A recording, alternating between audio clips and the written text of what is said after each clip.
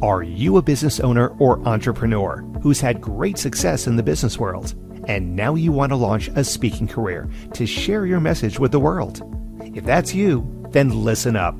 25-year speaking industry veteran Brett Ridgway has released his latest special report, 3 key things entrepreneurs must master to build a profitable speaking business. To pick up your copy, go to brettridgway.com/freebie. Welcome to the Spotlight on Speaking show with Brett Ridgway, where you'll learn the keys to building a profitable speaking business from speaking industry pros. Each week, we interview a great guest who will share his or her speaking journey, identify what their keys to success have been, and highlight some critical mistakes they've made along the way that you'll want to avoid. Be sure to visit our website at spotlightonspeaking.com. And while you're there, subscribe to us via your favorite network. Now, sit back, tune in, and get ready to meet this week's guest. Hello again, everyone, and welcome to another episode of the Spotlight on Speaking show with Brett Ridgway. I'm your host, and I'm excited to have as my guest today, Ray Edwards. Ray is a communication strategist, a copywriter, an author, a speaker, and host of one of the top iTunes business podcasts. He's worked with Fortune 500 companies and with some of the most powerful voices in leadership and business. His clients include New York Times bestselling authors Michael Hyatt, author of Platform and co-author of Living Forward, Tony Robbins, author of Unleash the Giant Within and Money, Master the Game, Jack Canfield and Mark Victor Hansen, co-authors of Chicken Soup for the Soul, Jeff Walker, author of Launch, and many more. Ray's copywriting and marketing expertise has helped sell an estimated $500 million or more in products and services. Ray is the founder of Ray Edwards International Incorporated, which offers copywriting, consulting and coaching, product launch management, and training and instruction. Welcome, Ray Edwards, to the Spotlight on Speaking show. Man, that guy sounds busy, doesn't he? Man, he does. He does sound like he's humping all the time, man. He's got his fingers in many pies. Well, you know, all of us are guilty of that, or should be gracious for that, I guess, at some point. So, Ray, we can go back a number of years. I was trying to remember exactly when we first met. I'm guessing maybe it was one of the big seminars in the early 2000s, but yeah, you know, so many events blend together after a while, you forget where you met everybody. So, first question I have for you today, and we're going to dive into your speaking journey a little bit, is which came first, speaking or copywriting? Speaking came first. I started doing it when I was a young lad. I was 14 years old and wanted to be on the radio. And I got my first radio job when I was 14. Wow. So what kind of radio job was it? Were you just spinning discs as a DJ, or were you doing something else? I wanted to be a DJ. I started out being the guy who came in on Sundays and played all the preacher shows on the local AM radio station. Okay. Not exactly the thing to do if you wanted to get chicks, but that's what I did. All right. Well, we're going back a few years on that one, I am sure. So yeah. All right. 1980 something. Okay. So did you have a vocation before you became the copywriting pro that you are these days? Yeah, I was in the radio business. I eventually became a DJ and then a program director and a manager and a regional manager and so forth. Climbed the corporate ladder till I fell off the top and realized I didn't want to be a corporate guy anymore. And Steve Jobs had come out with this interesting invention called the iPod. You remember those? He did his demo. I remember him saying 1,000 songs in your pocket. And I'm thinking, yeah, no commercials and no DJs. I don't like what this says about the future of my industry. Radio broadcasting. But I adapted. I learned pretty quickly that it was possible to write copy, which I was doing in radio. I was writing copy for all the clients of the radio station. Most people don't know when you buy radio ads from your local radio station, the DJs are the ones writing the copy for free. So you get what you pay for. But that's where I fell in love with copywriting. I learned about Jay Abraham and Claude Hopkins and all those dudes. And speaking of dudes, then I met a guy named Armand Morin who changed my life. I met a guy named Brett Ridgway who changed my life. I don't know how much effect Brett Ridgway had in the scheme of things, but dude, you were part of my speaking journey. You were there when I did my first platform selling speaking gig where I sold almost nothing. And Armin Morin came up beside me on the break and said, "Do you want to know what you did wrong?" And he told me, he said, "You got everything you needed in your speech, but you got it all in the wrong order." And he told me I had out of sequentialism. And he told me, "This is the order you need to put it in." So I gave the same talk about 2 weeks later to about the same number of people. And I sold $38,000 worth of product. It was an eye opener, I am sure. It was, for sure. So how many years are we going back to that first platform selling experience then, Ray? That's like about 18 to 20 years. Yeah, I know it's been a long time that we've known each other. So, in my world, in my mind anyway, Ray, there are three primary types of speakers: platform selling, which you alluded to already. Then you have your keynote presenter, and then you also have what I call the business builder speaker. Could be a chiropractor or a financial planner just speaking to their local groups to build awareness of what they have. So, which of those arenas have you played in, and which do you prefer? I've played in all the arenas. I would also include preachers. I've done a little bit of preaching as well. But primarily I've been a platform seller and a teacher. So a how-to kind of business motivation speaker. I like doing that, but I find that platform selling is the most profitable for me. Unless you're John Acuff, then you can get those keynote gigs for $50,000 a whack. That's not bad money if you can get it. I haven't crossed into that threshold yet, so. I haven't either. I keep trying to squeeze John for the secrets. So far, no dice.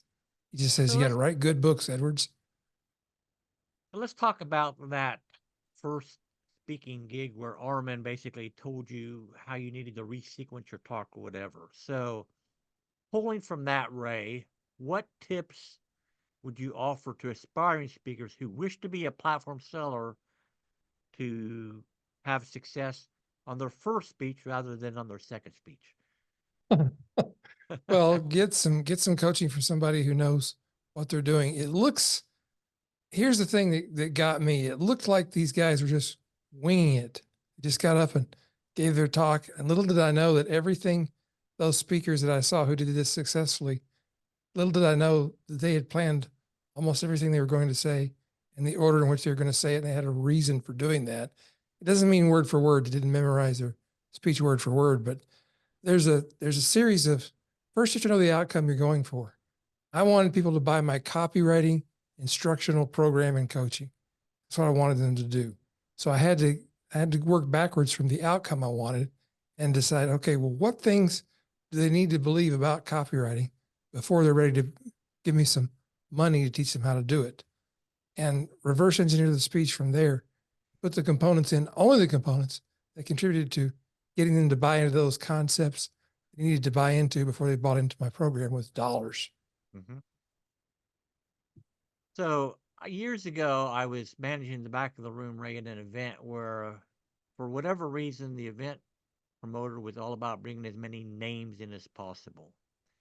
And as it turned out, he had three speakers, all on the subject of copywriting.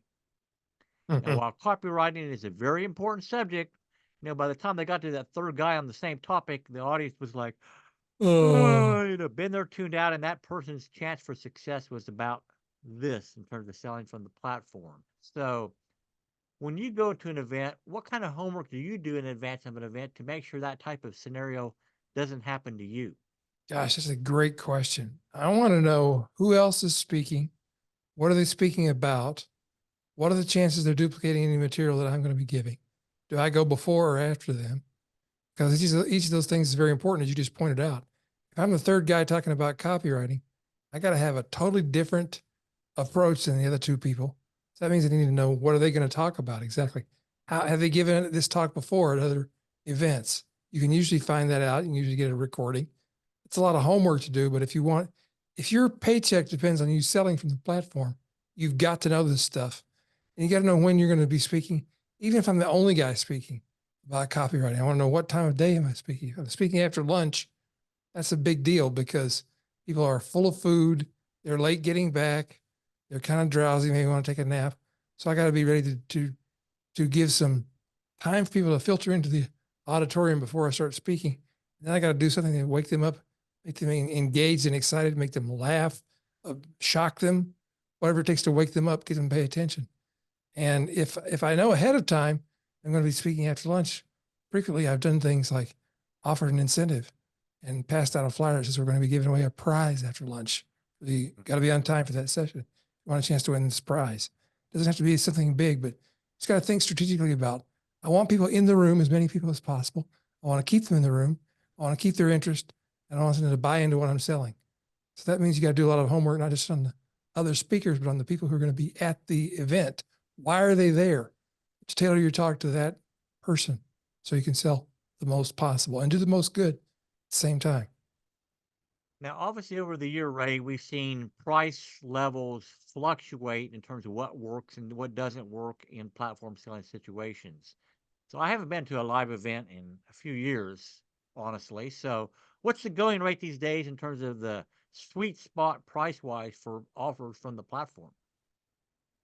Gosh, here's my answer. There is not one. It all comes down to your offer. I've seen in recent months, I've seen people offer $1,000 offer. They couldn't sell a one to a room full of hundreds or even a couple thousand people. And I've seen people offer $100,000 offer and sold a pile of them because the offer itself was irresistible. And if you can sell that, Zig Ziglar said, selling is the transfer of enthusiasm. So your enthusiasm and belief in what you're selling is a big part of it, but it's also got to be something that makes sense to the audience, something they want. You got to remove the friction. I remember at one of the big seminars we did together. I said we did together. I showed up, you did the work. That's how that went. But there was a guy named Kurt who sold this automated software program, and one of his things he had these little ring boxes. If you bought the software program, you got a ring box that had I think it was a thumb drive inside of it, had software on it. And he sold like a lot of them, like maybe $300,000 worth, something like that. It was, I think about that. $375,000 worth. I knew you'd remember the number. And the reason he did that is because he made the story and the offer was so compelling. Everybody in that room felt like, well, dang, I'd be an idiot if I didn't buy that. And I've seen Armin Morin do the same thing. I've seen other great speakers and platform sellers do the same thing. It really comes down to the offer. Does it match what the audience wants? And is it irresistible to them? They'll mortgage their house if it's irresistible. Now, I got to tell you, the back end of that story, Ray, was not a happy one because that software that was sold had a bug in it they couldn't figure out, and every single penny of that $375,000 had to be refunded. So you got to make sure you can deliver on what you sell. That's exactly. Part two. Make sure you deliver what you said you would. All right. So obviously, in the platform selling world, success is largely measured in dollars and cents. Now, you mentioned you've done some keynote speaking. So, as a keynote speaker, how do you determine whether you've been successful or not, whether you've really hit the mark on your presentation? Oh, that's a great question too. It's how many people want to talk to you after the speech. Okay. That's what it comes down to. How many people have questions, want to reference the story you told, want to tell you their story. That means you connected with them. You made a difference in their lives. I did a keynote. Well, it wasn't really a keynote. It was a short talk at the Northwest Parkinson's Disease Foundation recently. Mm-hmm. And I noticed that the people with the dry, boring technical presentations weren't getting any response from the audience. There's 300 people there. The people who had a story to tell about somebody overcoming the rigors of Parkinson's disease or a new treatment that was very promising, those people who inspired or interested or intrigued or outraged people got a response. They got people lined up, wanted to talk to them. So I think it's the response from your audience. That's the real story. And if you're keynoting in some events, maybe selling books. Mm-hmm. So even if you don't think of yourself as a platform seller, like we mentioned John Acuff. So John, he'll frequently speak somewhere where he's not selling a package or a course or a program from stage, but he will sell books to the back of the room. And if people love your speech, they'll buy your book like crazy. They'll buy 3 copies, 1 for them and 2 to give away. All right, Ray. So I got a couple other questions I want to ask you, but before we do, let's take a quick break for a word from our sponsor. Are you a business owner or entrepreneur who's had great success in the business world, and now you want to launch a speaking career to share your message with the world? If that's you, then listen up. 25-year speaking industry veteran Brett Ridgway has released his latest special report, 3 key things entrepreneurs must master to build a profitable speaking business. To pick up your copy, go to brettridgway.com/freebie. And we are back with the Spotlight on a Speaking Show. And my guest this episode is Ray Edwards, longtime friend and master copywriter. So, Ray, it's the bare your soul portion of the program here. And that's share some mistake you made along your speaking journey that was embarrassing at the time, but a valuable lesson was learned, and it would be something you would highly advise aspiring speakers not to do. Oh my God, there's so many of them. That's the problem. Picking the ones I want to share. I got 2 things I'll share. They're the total opposites of one another, but they both had an effect of making my presentation poor. One was over preparing. One of the first gigs I did, the platform seller, I prepared so much that my presentation sounded like a dissertation. It's like I was teaching a college class. There was no emotion, there was no excitement, and I piled so much information on. Nobody bought anything because they felt like I'd already given them too much to deal with. Like, God, please don't give me 8 weeks of this. I can't take it. So the other instance that comes to mind is I was completely unprepared. I showed up at an event. I'm not going to say what event it was because I don't want people trying to hunt me down. If they listen to this episode, they probably will know, hey, that was me. I got to call this Edwards cat. I did very little research about who was at the event, who was speaking before and after me, about what their audience was like, what they wanted. And I was winging it. At that time, I thought I was good enough to do that. And, just like in school, I was good enough to skate by and get B's and B minuses and maybe charm my way to an occasional A, but I didn't really study very hard. And so it was embarrassing to discover that I taught them super basic things they didn't even need to know. Most of them already knew it. And I did not talk about what the actual person who hired me to speak wanted me to talk about. That was a huge mistake. Yeah, I could see that. Did you get back on that guy's platform ever again? Nope. Yep. Nope. Can't. I mean, I apologized to him, and we ostensibly are still friends, but I don't hear from him. It's embarrassing, but true. Yeah.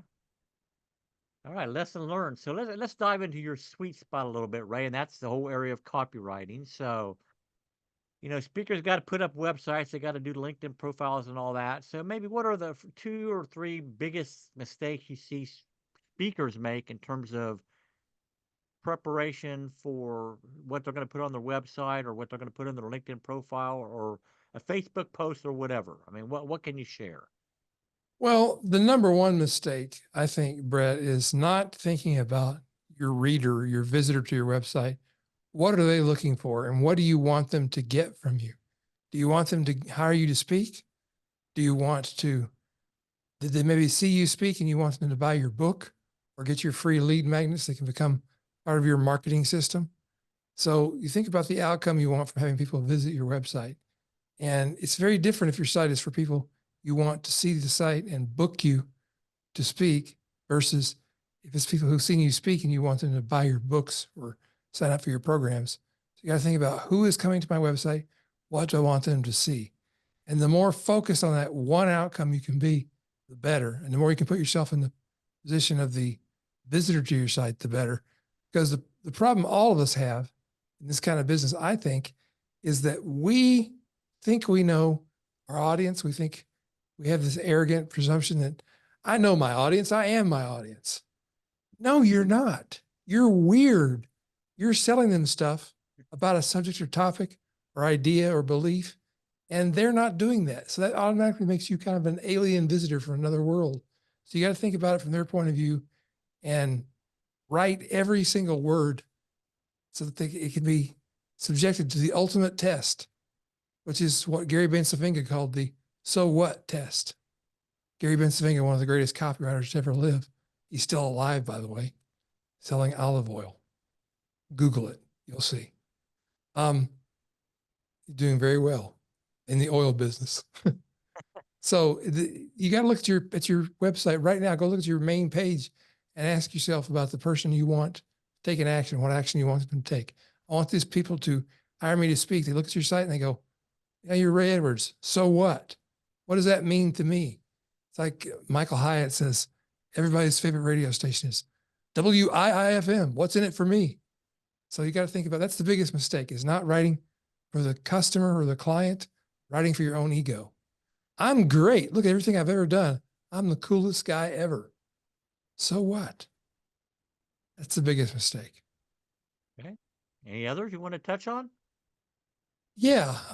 I think people shy away from standing for something, but look, if you polarize your audience, good, because I'm not saying you want to be obnoxious or offensive on purpose, unless that's your gig.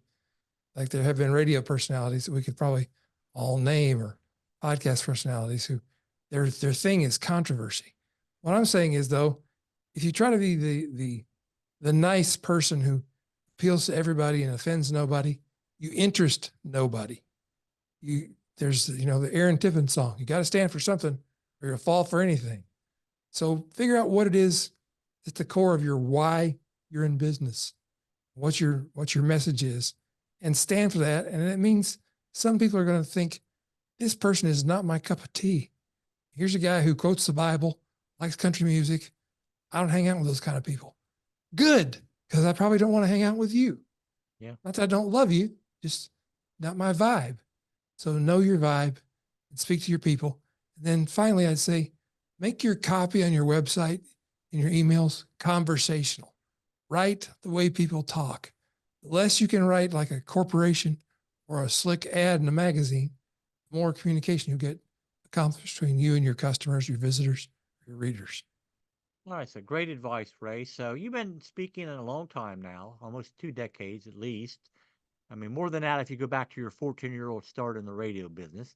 Yep. But these days, are you a PowerPoint person or not? Less and less. I still use the slides when I'm making a pitch. Some people don't like that word, but okay. So when I'm making an offer of abundant gifts that people need to benefit their lives, they're going to give me money for, or otherwise known as a pitch. Come on, toughen up, people. It's a pitch. I like pitches. I like being pitched. I like pitching. So if I'm doing that, I want to make sure I don't forget anything. Yeah. And I want to make sure I give people something visual to look at while they're watching me on stage. I don't want them to just stare at me. But when I'm doing my talk, I'm telling stories, I still use slides. Often I'll use slides that have 1 to 3 words on them.